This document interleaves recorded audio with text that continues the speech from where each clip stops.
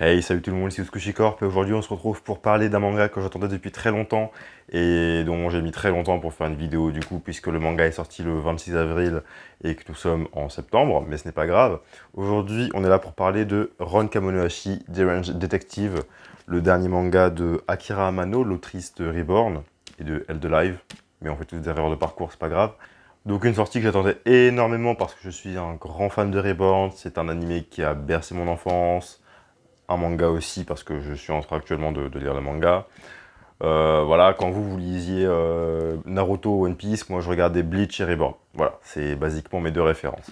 Donc du coup, alors c'est ce nouveau shonen que j'en ai, donc comme je le disais énormément, que j'ai acheté Day One, j'ai même acheté le petit coffret collector qui est très très cool.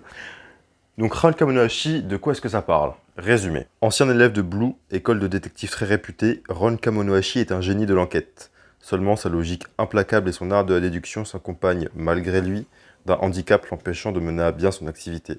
Ce détective à problème fait la rencontre de Totomaru Ishiki, un enquêteur candide. Maintenant associé à ce dernier, Ron est prêt à affronter des affaires plus retorses les unes que les autres. Donc mon avis sur ce nouveau manga d'Akira Amano, eh bien écoutez, on va parler des 3 premiers tomes ici. Là j'ai que les 2 premiers, mais à l'heure où je tourne, il y a déjà 4 tomes qui sont sortis. La review du tome 4 sortira sur notre page Instagram. C'est là que je mets toutes les sorties des mangas sur lesquels j'ai déjà fait des collects. Donc vous pouvez suivre notamment Holy Land, Dandadan, Blue Box, donc n'hésitez pas à aller nous suivre. Le lien s'affiche juste en dessous de moi. Donc en gros, qu'est-ce que je viens de penser de ces 3 premiers tomes? Eh bien écoutez, c'est plutôt sympathique, vraiment déjà c'est très beau. C'est très beau parce que la Kira Amano, elle aime bien dessiner des beaux gosses. Bah, elle a fait les chara design par exemple de Psycho Pass, donc je pense que vous voyez de quel genre de beau gosse je parle. Et là encore une fois, ça s'illustre assez bien dans ce manga, tous les personnages sont vraiment beaux, surtout le héros évidemment qui est voilà, sombre, torturé, dépressif, tout ce que tu veux. Avec lui, on a donc le personnage de Totomaru, qui est gentiment appelé Toto, qui est donc ce jeune détective qui est pas bon, qui est moqué par la commissaire, qui est sa chef, qui va faire équipe avec Ron, et du coup, tous les deux, ils vont s'associer. Il y a un peu un truc cop show américain, dans le sens où lui, c'est l'enquêteur un peu nul, qui s'associe avec, du coup, un détective de génie, qui lui souffle les réponses pour qu'il fasse son boulot, et qu'il fait son boulot à sa place. C'est une dynamique qui est assez rigolote à suivre, et en fait, du coup, la malédiction de Ron, c'est qu'il pousse au suicide les criminels. Et du coup, le rôle de Totomaru, ça va être en fait d'empêcher du coup les criminels de se suicider une fois que Ron leur aura demandé. Donc du coup, c'est un tandem qui marche plutôt bien. On aime beaucoup voir leur amitié évoluer parce que clairement, ils s'apprécient dès le début. Il y a même un petit peu de bromance. Bref, vu qu'ils sont tous très beaux, on a tendance à imaginer des choses, hein, c'est sûr. Rule 34 va très vite s'emparer de ce manga. Donc du coup, ça c'est une facette du manga que j'apprécie beaucoup.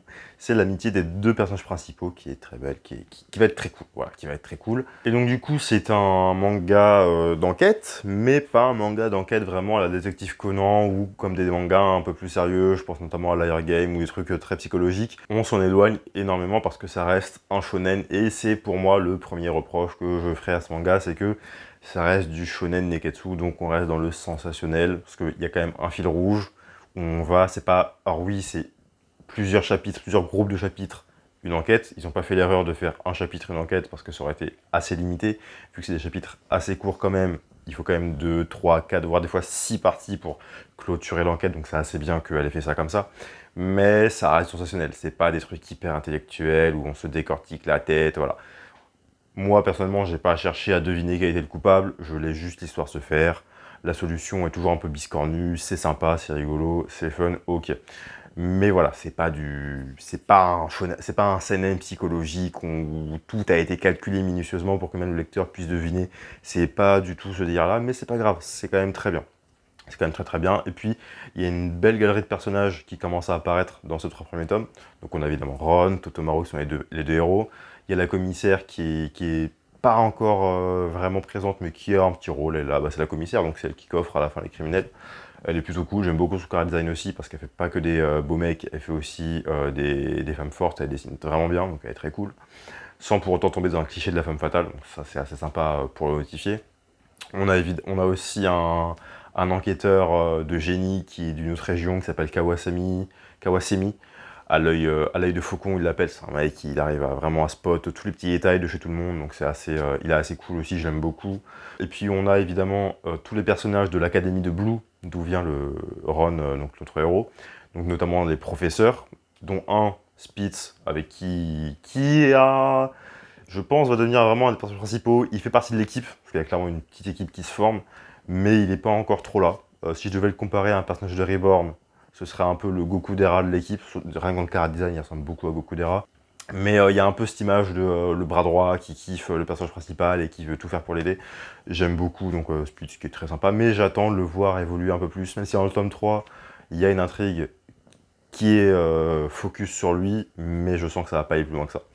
Après, il y a quand même un gros défaut. Et attention, là, je vais rentrer en partie spoiler. Donc si vous ne voulez pas vous spoiler, vous pouvez cutter jusqu'à... Je mettrai le timing en bas, voilà. Mais spoiler du tome 3, on finit par apprendre à la fin du tome 3 que Ron Kamonohashi est le descendant de Sherlock Holmes. Grosse erreur pour moi, grosse erreur. Alors je sais bien que depuis la série Sherlock qui est sortie en 2010, il y a une grosse hype Sherlock Holmes. J'entends. Ça fait vendre. Sherlock Holmes est revenu à la mode. Il y a eu les films, il y a eu la série, il y a eu les jeux vidéo de Frogware qui sont sympatoches. Bref, Sherlock Holmes revient vachement à la mode. Soit. Mais il faudrait peut-être commencer à s'en écarter un petit peu. Et en fait, je l'avais senti venir. J'avais senti venir le truc et je me suis dit non, elle va pas faire ça. C'est tellement prévisible, tu peux faire autre chose, t'es pas obligé. Ça peut être un no-name, c'est très bien si c'est un no-name aussi. C'est pas forcément obligé d'être un descendant d'une célébrité quelconque. Mais malheureusement c'est le cas. Elle l'a fait. C'est un petit peu dommage, ça m'emmerde. En plus j'ai eu le tome 4, du coup je peux vous dire que ça va encore un peu plus loin que ça, mais j'en dirai pas plus. Je vous invite à lire la review. Donc pour moi c'est un peu un point noir, mais ça va pas non plus pourrir l'intrigue. C'est important pour l'intrigue, mais ça va pas pourrir l'intrigue. Donc je vais essayer de passer au-dessus. Je vais essayer de passer au-dessus, de plus que l'intrigue est vraiment intéressante parce que on comprend que la malédiction de Ron n'est pas de naissance, c'est un truc qui lui est tombé dessus.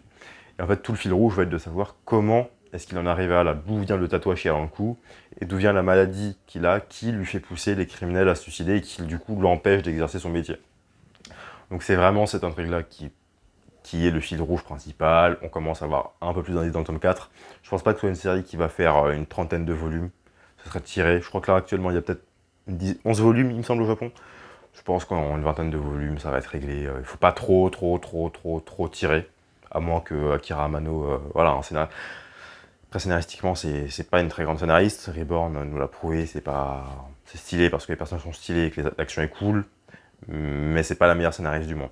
Donc j'espère qu'elle va pas tirer trop sur la corde comme elle a fait dans Reborn, malheureusement. Mais en tout cas, je vais suivre ça avec beaucoup d'attention. En plus, il se trouve qu'il y a un animé qui a été annoncé il y a 1 ou 2 semaines, qui sort en octobre, si je ne m'abuse, donc dans vraiment pas longtemps. Je ferai sûrement une ou deux reviews juste pour voir les premiers épisodes et donner mon avis à chaud dessus.